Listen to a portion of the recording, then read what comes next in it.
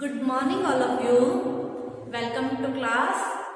Dear first year students, देखिए students, हम लोग पढ़ रहे थे राष्ट्र संघ कि किस तरह 10 जनवरी 1920 को राष्ट्र संघ अस्तित्व में आया और इसके चार्टर पर हस्ताक्षर करने वाले 32 देश थे और बाद में इसके सदस्यों की संख्या बढ़कर 55 हो गई थी। ठीक है, और हम लोगों ने ये भी जाना था कि राष्ट्र संघ विश्व अंतर्राष्ट्रीय शांति और सुरक्षा को बनाए रखने के लिए और भविष्य में होने वाले युद्धों को रोकने के लिए राष्ट्र संघ बनाया गया था। ठीक है, और मैंने आप लोगों को ये भी बताया था कि राष्ट्र संघ जिस उद्देश्य के लिए बनाया गया था वो अपने उन उद्देश्यों को पूरा नहीं कर सका। प्रथम विश्व युद्ध के बाद बनाया गया था भविष्य में होने वाले युद्धों को रोकने के लिए, लेकिन राष्ट्र संघ के बनने के ठीक 20 वर्ष पश्चात द्वितीय विश्व युद्ध हो गया।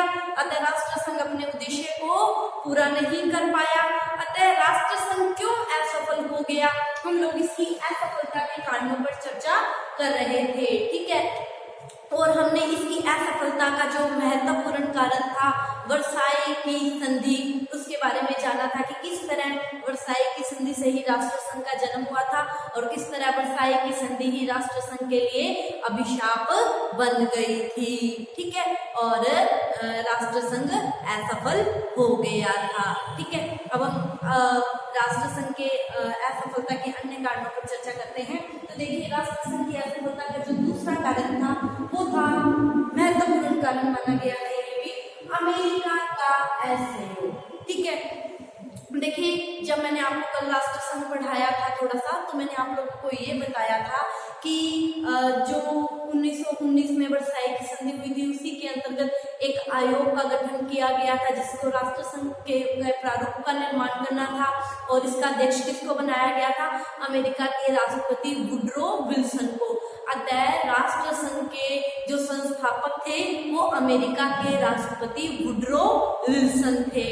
ठीक है, लेकिन अमेरिका की जो सीनेट थी, जैसे हम लोग संसद कह देते हैं, उनकी संसद को सीनेट कहा जाता है। ठीक है, तो अमेरिका की सीनेट के विरोध के कारण अमेरिकी राष्ट्रपति वुडरो विल्सन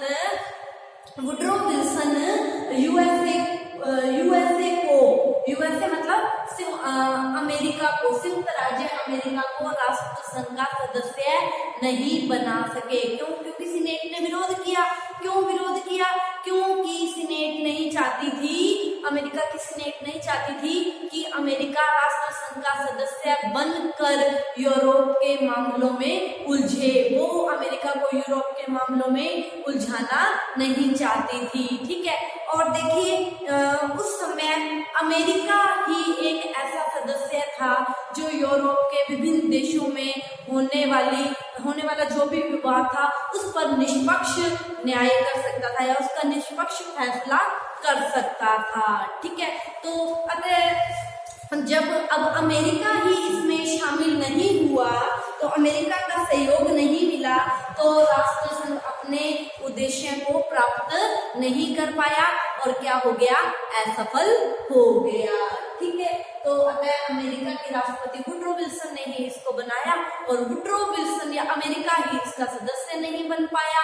अगर संस्थापक ही जब दूर हो गया तो छोटे छोटे राष्ट्रों को ये लगने लगा कि जब इसके निर्माता को इस पर विश्वास नहीं है तो हम इसकी सदस्यता लेकर क्या करेंगे। ठीक है, अतः राष्ट्र संघ क्या हो गया, असफल हो गया। ठीक है, अब देखिए दूसरा कारण, संवैधानिक निर्बलता। देखिए, अमेरिका ये जो संयुक्त राष्ट्र संघ का जो संविधान था वो काफी कमजोर संविधान था। ठीक है, देखिए, इसमें क्या कहा गया था कि जो संयुक्त राष्ट्र संघ के जो सदस्य हैं वो अगर राष्ट्र संघ उनसे कोई प्रार्थना करता था तो उसकी प्रार्थना मानने के लिए बाध्य नहीं थे। ठीक है, देखिए, अगर हम किसी पार्टी में या किसी जगह में शामिल होते हैं तो हमें उसके सब आदेश मानने पड़ते हैं। ठीक है, अगर हम उसकी अवहेलना कर रहे हैं तो हम उसको मान नहीं रहे हैं। ठीक है, अतः राष्ट्र संघ अगर अपने किसी सदस्य को कोई प्रार्थना भी करता था तो वो प्रार्थना मानने के लिए राष्ट्र संघ के सदस्य क्या है, बाध्य नहीं थे उसकी प्रार्थना मानने के लिए। ठीक है, तो तो जब बड़े बड़े राष्ट्र प्रार्थना नहीं मानते थे, छोटों का विश्वास क्या होने लग गया, राष्ट्र संघ से कमजोर होने लग गया। ठीक है, अब देखिए एक चीज और भी थी, राष्ट्र संघ अगर किसी देश को आक्रामक सदस्य घोषित करता था कि ये देश आक्रामक देश है, दूसरे पर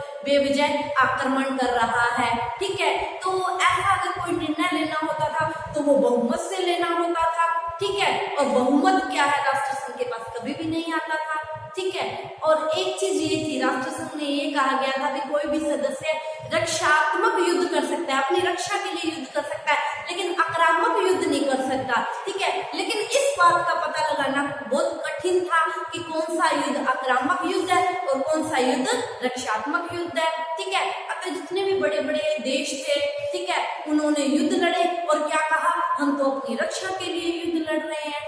ठीक है, तो जब युद्ध हो ही रहे थे तो फिर राष्ट्र संघ किस काम का, राष्ट्र संघ बना किस लिए था, युद्धों को रोकने के लिए। राष्ट्र संघ तो युद्धों को रोक नहीं पा रहा था, अतः राष्ट्र संघ क्या हो गया, असफल हो गया।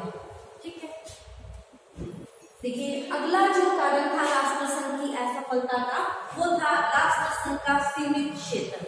देखिए राष्ट्र संघ का जो क्षेत्र था वो सीमित था, क्षेत्र में दायरा, विश्व के सभी सदस्य राष्ट्र संघ के सदस्य नहीं थे। ठीक है, देखिए जब राष्ट्र संघ बनकर सामने आया था तो 32 देश इसमें शामिल थे, बाद में इसके सदस्यों की संख्या बढ़कर क्या हो गई थी, 55 हो गई थी। यूएसए मतलब संयुक्त राज्य अमेरिका शुरू से ही इसका सदस्य नहीं बना। ठीक है, जर्मनी को प्रारंभ में, जर्मनी और इटली को इसका सदस्य बनने नहीं दिया था। ठीक है, और देखिए वो कम क्षेत्र होने के कारण जो इसके सदस्य देश नहीं थे वो तो युद्ध कर ही रहे थे। ठीक है, देखिए एक चीज और भी थी कि जैसे जर्मनी बहुत बाद में शामिल हुआ, इटली भी राष्ट्र संघ में बहुत बाद में शामिल हुआ, और एक बात ये भी रखी गई कि कोई भी सदस्य 2 वर्ष पूर्व नोटिस देकर राष्ट्र संघ की सदस्यता से अलग हो सकता था, और यही काम किसने किया, जर्मनी ने किया, यही काम इटली ने किया। ठीक है, राष्ट्र संघ की सदस्यता से अलग हो गए। जब बड़े बड़े राष्ट्र इसकी सदस्यता से अलग हो गए तो छोटों का विश्वास क्या हो गया, अपने आप ही कमजोर होने लग गया, वो भी क्या हो गए, राष्ट्र संघ की सदस्यता से अलग होने लग गए। ठीक है, और राष्ट्र संघ बिल्कुल ही धीरे धीरे खत्म हो गया। ठीक है, जब इसके सदस्य कम घटने लगे, जैसे जर्मनी ने इसकी सदस्यता से त्याग पत्र दे दिया, और क्या कर दिया हिटलर ने, जर्मनी के हिटलर ने द्वितीय विश्व युद्ध को आरंभ कर दिया। ठीक है, तो ये भी क्या था, अगर सारे राष्ट्र इसके सदस्य होते और सब मिल बांट कर विचार करके भविष्य में होने वाले युद्धों को रोकते तो शायद द्वितीय विश्व युद्ध ना ही होता और आज विश्व का इतिहास कुछ और ही होता। ठीक है, देखिए अगला कारण था अंतरराष्ट्रीय सेना का अभाव। ठीक है, देखिए अंतरराष्ट्रीय सेना, संयुक्त राष्ट्र संघ के पास अपनी कोई भी सेना नहीं थी, अंतरराष्ट्रीय सेना नहीं थी। देखिए अंतरराष्ट्रीय सेना ना होने पर संयुक्त राष्ट्र संघ मतलब दूसरे देशों को, जो इसके सदस्य देश थे, उनको सेना के लिए कह सकता था कि मुझे जरूरत है, मुझे सेना दो, लेकिन सदस्य राष्ट्र सेना देने के लिए बाध्य नहीं थे। ठीक है, अतः जब राष्ट्र संघ के किसी कमजोर सदस्य पर कोई देश आक्रमण करता था तो राष्ट्र संघ के खुद की तो कोई सेना नहीं थी, है ना, ताकि वो उस आक्रमणकारी देश से अपने सदस्य देश को बचा सके। ठीक है, जब बचा ही नहीं पा रहा था, ठीक है, तो लोगों का या अन्य देशों का राष्ट्र संघ से विश्वास क्या होने लग गया, कमजोर होने लग गया। ठीक है, अब देखिए अगर सेना होती तो क्या होता कि बड़े बड़े छोटे जो अगर सेना होती राष्ट्र संघ की खुद की, तो क्या है, राष्ट्र संघ अगर उसके किसी सदस्य देश पर कोई आक्रमण करता तो अपनी सेना भेजता। ठीक है, और वो अंतरराष्ट्रीय सेना होती, विभिन्न सदस्य देशों की सेना होती, और वो एक पावरफुल सेना होती। ठीक है, और कोई हिम्मत ही ना करता युद्ध करने का, साहस ही ना करता। अतः अंतरराष्ट्रीय सेना ना होने की वजह से भी राष्ट्र संघ क्या हो गया, असफल हो गया। ठीक है, अगला देखिए कारण था यूरोप में अधिनायकवाद का उदय। देखिए यूरोप में अधिनायकवाद का उदय राष्ट्र संघ की असफलता के लिए सबसे ज्यादा जिम्मेवार था। अधिनायकवाद के उदय से राष्ट्र संघ को सबसे ज्यादा धक्का लगा था। ठीक है, देखो राष्ट्र संघ की जो स्थापना हुई थी वो किस लिए हुई थी? शांति को बनाए रखने के लिए, है ना, भविष्य में होने वाले युद्धों को रोकने के लिए, ठीक है। लेकिन जो इटली है, जर्मनी है, जापान है, यहाँ पर क्या हो गया? अधिनायकवाद की सत्ता आ गई। अधिनायकवाद जो अपने आप को नायक हीरो समझते थे, एक ही व्यक्ति, लोकतंत्र के स्थान पर एक ही व्यक्ति के हाथों में सत्ता आ गई थी। जैसे जर्मनी की अगर बात करते हैं तो जर्मनी में हिटलर आ गया था, अगर हम इटली की बात करते हैं तो इटली में मुसोलिनी आ गया था, और जापान में किसका उदय हो गया था? सैनिकवाद का उदय हो गया था, ठीक है। तो ये क्या थे? ये सब तानाशाही थे, और इनकी तानाशाही प्रवृत्ति पर राष्ट्र संघ अंकुश नहीं लगा सका, रोक नहीं लगा सका। अतः रात और इन्हीं तानाशाही शक्तियों ने द्वितीय विश्व युद्ध को शुरू कर दिया, ठीक है। और जिससे क्या हो गया? राष्ट्र संघ असफल हो गया, ठीक है। तो देखिए, राष्ट्र संघ की असफलता के कुछ कारण और भी हैं, वो हम कल की क्लास में पढ़ेंगे। आज की क्लास के लिए इतना ही। आप इसका स्क्रीनशॉट ले लीजिए। Thank you all of you.